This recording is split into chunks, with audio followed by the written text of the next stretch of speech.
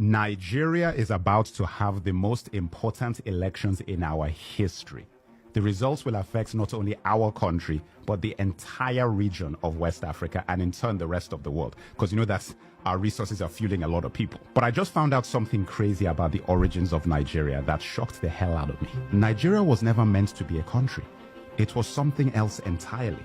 In this video, I'm going to tell you exactly what I discovered. Oh, and I want to acknowledge Burna Boy for bringing my attention to this in his song Another Story on his album African Giants. Thank you for inspiring this video. And all of you, let Burna Boy know he got to me and now I'm sharing this information with you. The creation of Nigeria was never about democracy, never about Christianity. It was all about money, business, and profit. None of it for us.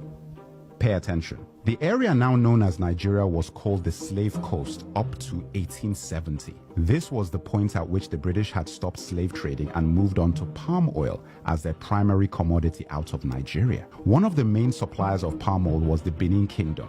And you have to watch my video of one of the greatest African kings most of you have never heard of, Oba of Oranwen. This is an important story for me personally because I am from that region, so they are my people. And his fight with the empire over palm oil is one of the greatest stories of African colonial history. Anyway, everyone wanted palm oil, and especially the British. A man called George Goldie set up the United African Company in 1879, which was then changed to the National African Company. He structured the palm oil business in the Niger Delta region, and by 1884 he had a monopoly that the British could exploit. So in 1886, Goldie violated the agreement he had made with the chiefs and moved his operations into River Niger and Benue. The company was also renamed at this point to Royal Niger Company. Goldie tricked the chiefs into signing unfair trade deals, giving Goldie exclusive rights to export palm oil instead of what the chiefs thought would be free trade. These contracts were written in English, a language we didn't understand, and based on laws that were not our own. Now guys, this is similar to something I learned when I was in university about the deals done with the Native Americans in what is now known as the United States of America. A very similar thing where deals were done in contracts in English with laws that had nothing to do with the Native Americans. There was a meeting called the Berlin Conference in 1884 to 1885, set up by Germany's first chancellor, Otto von Bismarck.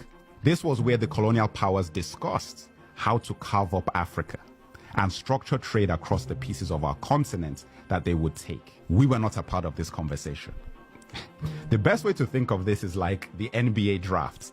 Guys were out there making bids between lunch breaks and spa sessions. At this conference, the kingdom of Opobo was given to Britain. When King Jaja of Opobo tried to export his own palm oil, he was accused of obstructing commerce and then exiled. How crazy is that? And on his way home in 1891, he was poisoned with a cup of tea. Guys, I couldn't make this stuff up. The Jaja of Opobo story made other chiefs in the region very wary of their deals with the British Empire. King Koko of Nembe Brass was one of those chiefs. He tried to take down the Royal Niger Company and attacked the company headquarters in Akassa, Bayelsa on January 29, 1895. King Koko captured 60 white men and lost 40 of his own soldiers. He used the 60 hostages to demand he be allowed free trade, the agreement he believed he had signed with the British company in the first place. They refused, and he killed 40 of his hostages. The British Royal Navy retaliated by leveling the city of Brass completely on February 20th, 1895. King Koko went into exile,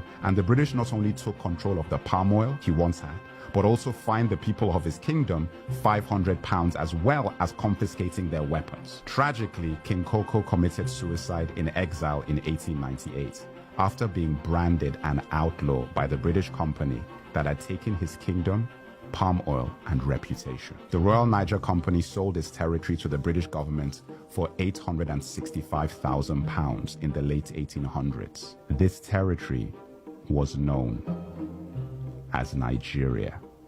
In 1914, the Southern Protectorate and Northern Protectorate was combined by Lord Lugard. And like that, the Royal Niger Company was rebranded as a country, which would gain independence on October 1st, 1960. Lugard is a place in Nigeria today, like there's a street called Lugard in Ikoyi. The Royal Niger Company changed its name to the Niger Company Limited, and it was then acquired by Unilever. Unilever still operates in Nigeria to this day. And that, my brothers and sisters, is how Nigeria came to be. We have a long way to go to fix the country. And it starts with the February elections. But we won't ever have a hope in a solution to our problems if we don't know how they started. Remember, it's not about asking anyone else to fix this. This is about knowing your history.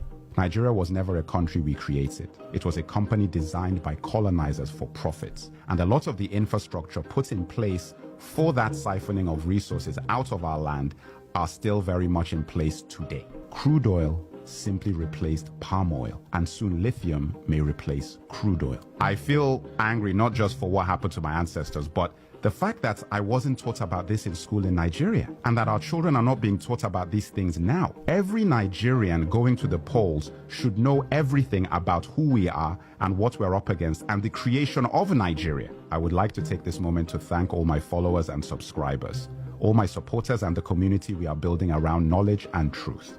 You are all appreciated, and I take none of you for granted. If you found this video informative, like, share, and subscribe, and make sure to follow my YouTube channel, link in the bio.